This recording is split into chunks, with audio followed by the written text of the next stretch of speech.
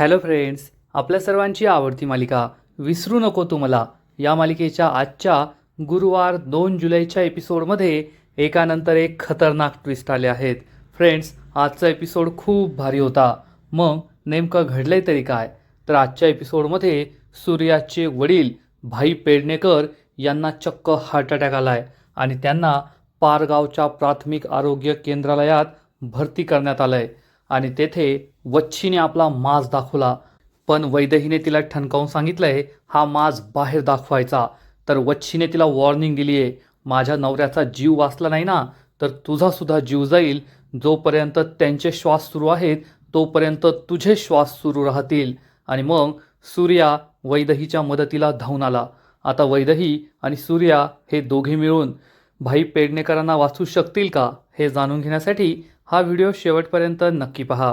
Friends, आजच्या एपिसोडच्या सुरुवातीलाच Surya doctor वैदेहीला propose करतो. वैदेही त्याच्याकडे पाहतच राहते. सूर्या विचारतो तुमचं उत्तर आणि वैदेहीसुद्धा त्याला आय लव्ह यू टू म्हणते.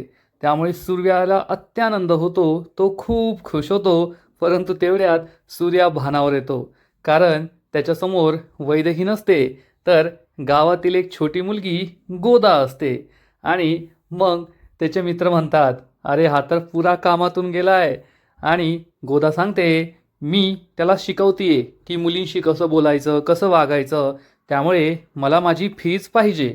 आणि हा एक जो मित्र असतो सूर्याचा तो सांगतो, हा मित्र आहे ना माझा सूर्या पूर्णपणे कामातून गेलाय. रात्रंदिवस त्याला डॉक्टर वैदेही दिसत असते. इकडे डॉक्टर वैदेही, तिकडे डॉक्टर वैदेही. डॉक्टर वैदेहीने त्याला पुरा येडा केलाय. माझा मुको घेत होता एक दिवस. हे ऐकून सूर्या म्हणतो, ए तो गप रे. आणि तो पुन्हा एकदा डॉक्टर वैदेहीच्या विचारातच गुंग होतो.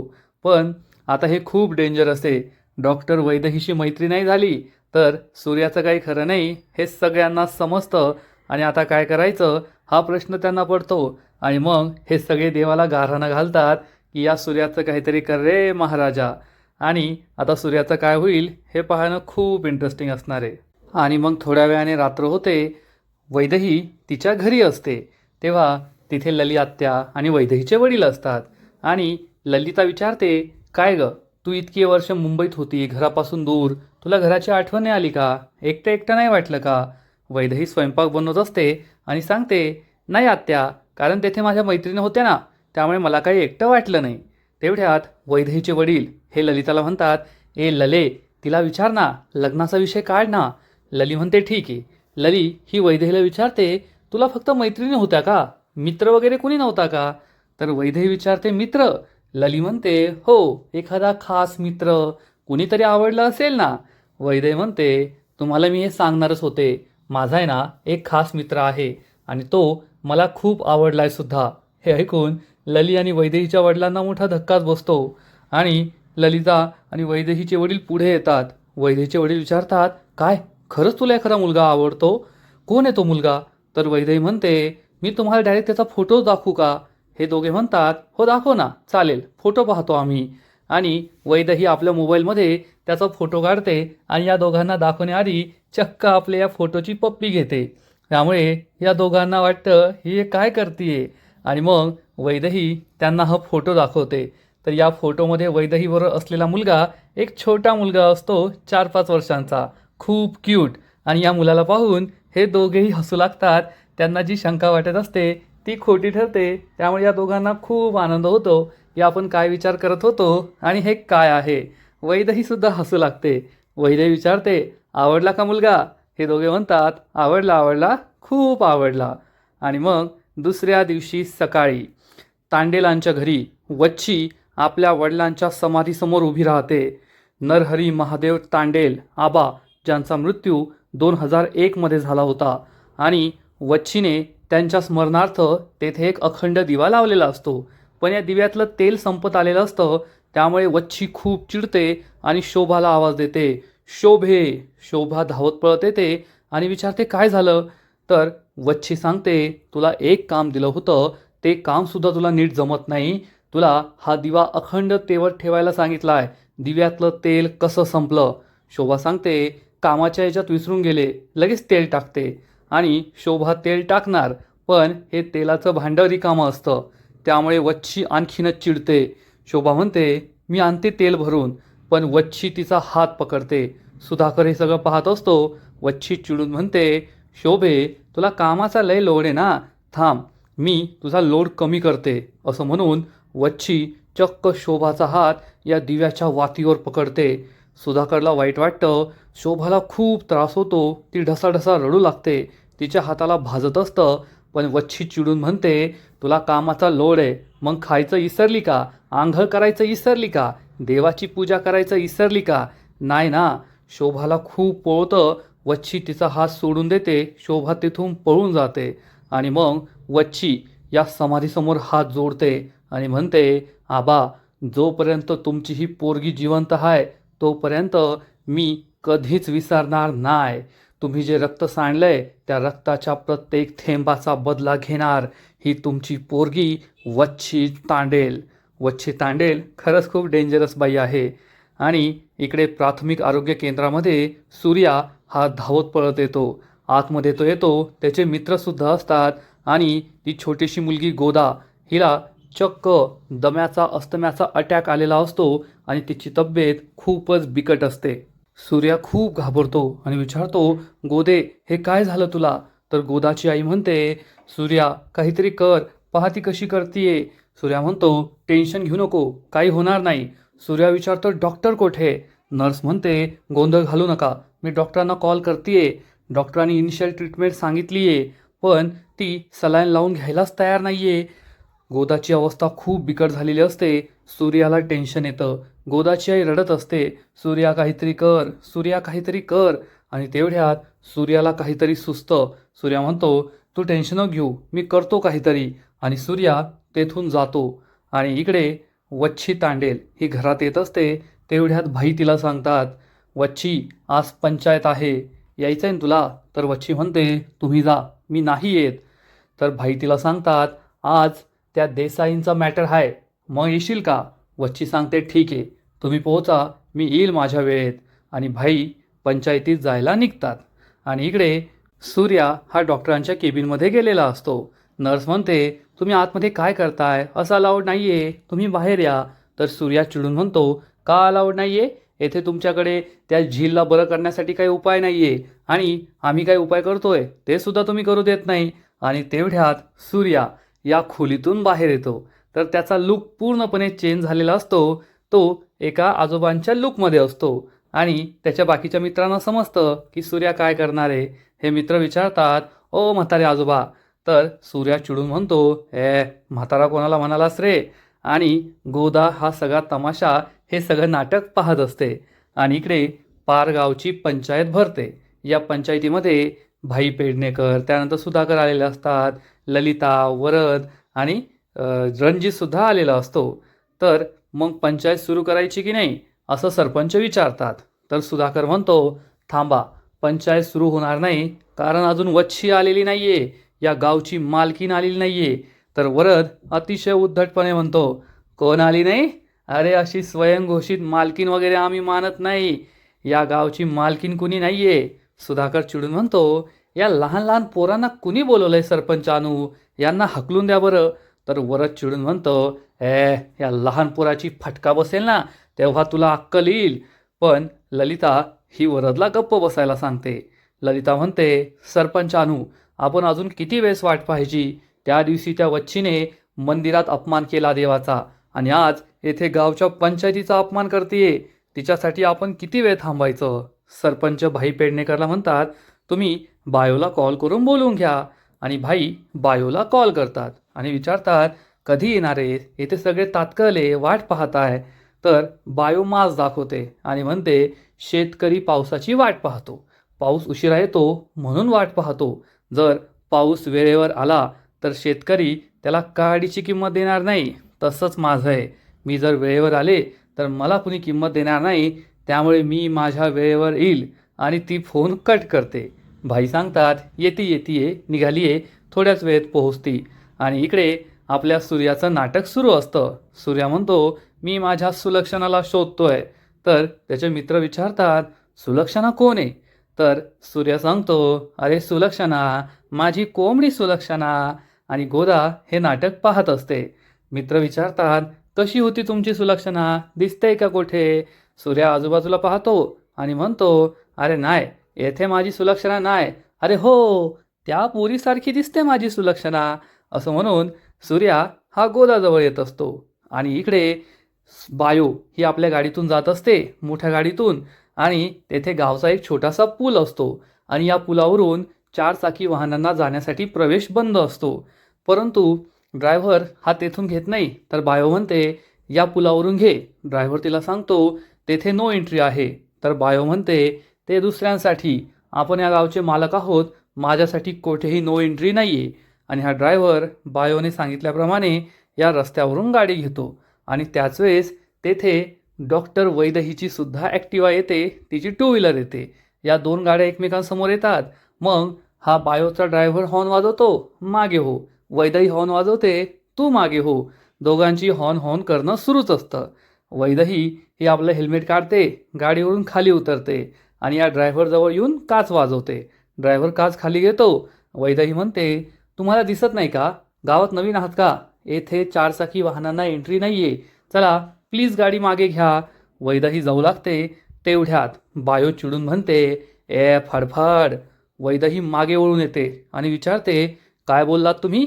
तर बायो म्हणते, चल तुझी गाडी मागे घे, गावात नवीन आहे का, मी या गावची मालकीने. तर वैदही म्हणते, कशाला उगाच वाद घालताय, जर ऐकलं नाही ना तर मला कायद्याची मदत घ्यावी लागेल, चला गाडी मागे घ्या. तर वच्छी एकदम माज दाखवते, कायदा, अरे या गावची राणी मी, कायदा पण माझाच, जज पण मीच आणि फैसला पण माझा. तुला जिवंत सोडलाय ना, हे उपकार म्हण, चल तुझी भंगार खटारा मागे घे. वैदहीला खूप राग येतो. वैदही चिडून म्हणते, जेथे चूक नाही तेथे माघार नाही. वैदही हे एकदम तोऱ्यात असते. तिचा हा तोरा बायोला काही आवडत नाही. वैदही तिच्या गाडीवर जाऊन बसते. बायो म्हणते, घे गाडी पुढे. ड्रायव्हर गाडी पुढे घेतो, वैदही गाडी पुढे घेते. या दोघांची चांगली टस्सल सुरू असते आणि कुणीही मागे हटायला तयार होत नाही. सगळा गाव जमा होतो आणि हे सगळं पाहत असतं. तेवढ्यात बायोला कॉल येतो भाईंचा. भाई तिला सांगतात, बायो, जर 5 मिनिटात तू येथे आली नाही तर निकाल हा देसाईंच्या बाजूने लागेल. मग आपण काही करू शकणार नाही आणि देसाई कधी जिंकले नाही पाहिजे. त्यामुळे बायोला येतं टेन्शन आणि वैदही काही ऐकायला तयार नसते. वाद घालायला वेळ नसतो. बायो म्हणते, घे रे गाडी मागे. आणि मग बायोचा ड्रायव्हर गाडी मागे घेतो. वैदही खूप खुश होते आणि निघून जाते. त्यामुळे बायोला खूप राग येतो. आज घाई असल्यामुळे तिला माघार घ्यावी लागलेली असते. इकडे सूर्या हा गोदाजवळ येतो आणि म्हणतो, माझी सुलक्षणा आहे ना, अशीच होती, एकदम अशीच. तर हे दोन मित्र विचारतात, पण तुमची तर कोंबडी होती ना आणि ही तर पोरगी आहे. तेव्हा गोदा ही आपल्या जागेवर उठून बसते. तिला जो दम्याचा अटॅक आलेला असतो आता तो शांत झालेला असतो. आणि मग सूर्या तिच्या जवळ येतो. म्हणतो, अरे ती कोंबडी होती आणि ही पोरगी आहे, पण सेमच दिसायची. आता पहा, तिचं जशी चोच तसं हिचं टोकदार नाक, तसे जसे हिचे निर्मळ डोळे तसेच हिचे निर्मळ डोळे. आणि हे ऐकून गोदा खूप खुश होते. तेथे असलेल्या सगळ्यांना आनंद होतो आणि गोदा जोरजोरात आनंदाने हसत असते. तिच्या आईला खूप बरं वाटतं, नर्सला खूप बरं वाटतं. एवढा वेळ ज्या गोदाची तब्येत खराब होती, तिला अतिशय त्रास होत होता, श्वास घ्यायला त्रास होत होता, ती आता नॉर्मल झालेली असते. त्यामुळे सूर्यासुद्धा खुश होतो आणि असा मागे वळून पाहतो तर चक्क त्याच्यासमोर डॉक्टर वैदही उभी असते. तिला पाहून सूर्या घाबरतो, फेटा वगैरे काढतो, चेहऱ्यावरची दाढी मिशी काढतो. वैदहीला समजतं की हा तोच आहे, नॉनसेन्स. आणि इकडे पंचायत सुरू असते. तेव्हा भाई हे अजूनसुद्धा टेन्शनमध्ये असतात, कारण बायो काही आलेली नाही आहे.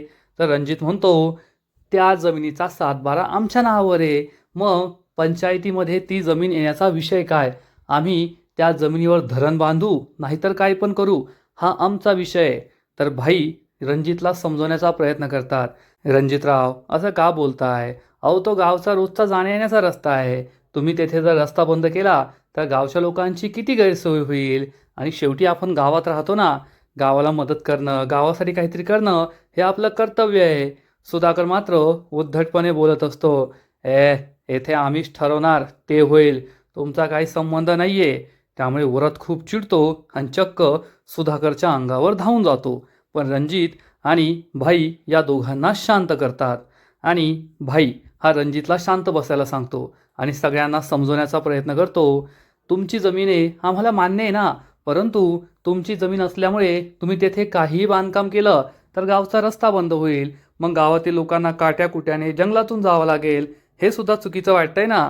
रणजित ललिता ऐकून घेत असतात, पण वरद अतिशय उद्धटपणे म्हणतो, म्हणजे आम्ही आमची जमीन सोडायची आणि उद्या तुम्ही आमच्या जमिनीवर हक्क गाजवायचा. तांडेलांना तेवढंच जमतं आणि तेवढ्यात वरद पुढे येतो आणि म्हणतो, आणि पहिली गोष्ट, तू आम्हाला समजवणारा कोण आहे? तो भाईंशी अतिशय उद्धटपणे बोलतो आणि म्हणतो, सरपंचानू तुम्ही आम्हाला सांगा, एक तर या माणसाला आपल्या पंचायतीमध्ये कुणी येऊ दिलं? हा आपल्या गावचा नाहीये. अरे याची लायकीच नाहीये. हे ऐकून सगळ्यांना मोठा धक्का बसतो. तेवढ्यात वच्छी तेथे येते आणि म्हणते, बास. वच्छीला पाहून सगळेच घाबरतात. वच्छी पुढे येते आणि या वरदच्या सणसणीत मुस्काटात मारते. त्यामुळे सगळ्यांना जबर धक्का बसतो. वरद, ललिता, रणजित खूप चिडतात. भाईंना मात्र हे पटत नाही. वच्छी वरदला विचारते, कळली का तुझी लायकी? वरदला खूप राग आलेला असतो, पण वच्छीसमोर बोलण्याची त्याची काही हिंमत नसते. ललिता वच्छीचा रस्ता अडवते आणि इकडे हॉस्पिटलमध्ये डॉक्टर वैदही ही गोदाजवळ येते आणि गोदाला म्हणते, आता मी आली ना, आता तुला या ज्या नर्सताई आहेत ना त्या सलाईन लावतील. तुला काहीच त्रास होणार नाही. आणि वैदही ही गोदाला बोलण्यात अडकवते. तोपर्यंत नर्स तिला सलाईन लावते. गोदाला थोडासा त्रास होतो, पण आता सलाईन लावल्यामुळे तिला बरं वाटणार असतं. हे पाहून सूर्या खूप खुश होतो आणि सूर्या हा वैदहीला म्हणतो, सॉरी मी हे सगळं केलं. तर वैदही म्हणते, नाही नाही, उलट तर मी तुम्हाला थँक्यू म्हणते. थँक्यू, तुम्ही होतात म्हणून ती स्टेबल झाली. खरं तर मला यायला खूप उशीर झाला होता, पण तुम्ही असल्यामुळे सगळी परिस्थिती अंडर कंट्रोल राहिली. तुम्ही जे केलं ते अगदी योग्य केलं. सूर्याचा विश्वासच बसत नाही. सूर्या विचारतो, तुम्ही मला थँक्यू म्हणताय? वैदही म्हणते, हो. आणि मग सूर्या आपल्या मित्रांना सांगतो, ए चिमटी काढ रे. तर त्याचा मित्र दुसऱ्या मित्राला चिमटी काढतो. तो जोरात ओरडतो. वैदही म्हणते, हळू, ती आत्ता स्टेबल झाली आहे, तुम्ही सगळे निघा. तर सूर्या म्हणतो, हे तुमचं चांगलं आहे, आत्ताच थँक्यू म्हणताय आणि बाहेर काढायचं काही विसरत नाहीये. वैदही म्हणते, बाहेर जायचं काय घेशील? जा बरं बाहेर. आणि दिवसभर असाच राहणार आहे का? तर सूर्या म्हणतो, तुम्हाला आवडत असेल तर राहू शकतो. वैदही म्हणते, निघ लवकर बाहेर. आणि सूर्या म्हणतो, चल गोदा, भलाई का तो जमानाच नाहीये. असं म्हणून सूर्या आपल्या मित्रांबरोबर निघून जातो. वैदही त्याच्याकडे वाकड्या नजरेने पाहत असते आणि इकडे खूप टेन्शन झालेलं असतं. वच्छीने या वरदच्या थोबाडीत मारलेली असते आणि ललित चिडून म्हणते, ए वच्छे, माझ्या पोराने चुकीचे शब्द वापरले असतील, पण सगळ्यांसमोर त्याच्या थोबाडीत मारण्याचा तुला हक्क नाहीये. तर वच्छी म्हणते, अगं पंचायत होती ना, सगळे होते म्हणून फक्त थोबाडीत मारली. जर बाहेर कुठे भेटला असता ना तर जमिनीत जिवंत गाडला असता, एवढं लक्षात ठेव. ललीला खूप राग येतो. ललित चिडून म्हणते, वच्छे. तर वच्छी आणखीन जोरात ओरडते, लले गप्प बसायचं. आणि फैसला झाला. आत्ताच्या आत्ता यांच्या जमिनीवरून बुलडोझर फिरवा. ललीला खूप राग येतो. लली विचारते, फैसला सुनावणारी तू कोण? वच्छी म्हणते, मी कोण? सांगते तुला मी कोण. ललित चिडून म्हणते, तू बुलडोझर फिरवच, मी त्या बुलडोझर समोर उभी राहते, पाहू ना तू काय करते ते. वच्छी म्हणते, अरे वा, मंदिरातली शपथ एवढ्या लवकर पूर्ण होईल असं वाटलं नव्हतं. ललीला ही शपथ आठवते. वच्छी म्हणते, तू बुलडोझर समोर उभी तर राहा, नाही तुला चिरडून टाकलं ना तर नाव वच्छी सांगणार नाही. लली आणि देसाई कुटुंबाला जबर धक्काच बसतो. वच्छीचा स्वॅगच वेगळा असतो.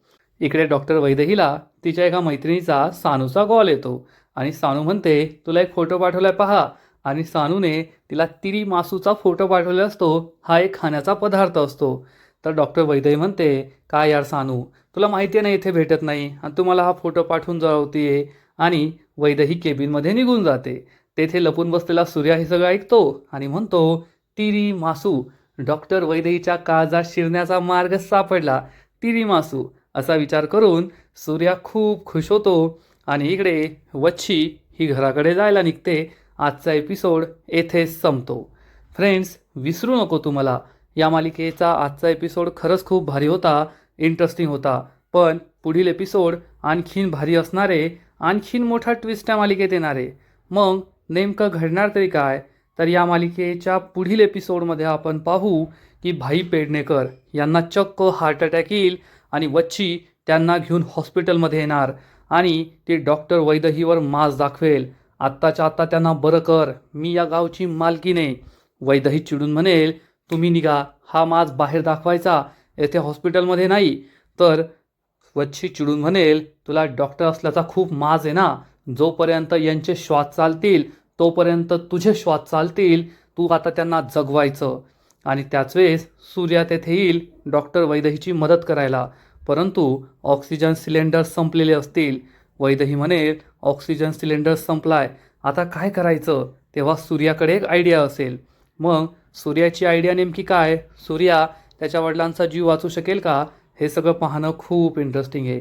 तर फ्रेंड्स, तुम्हालासुद्धा विसरू नको तुम्हाला ही मालिका आवडते का? नक्कीच कमेंट करून सांगा.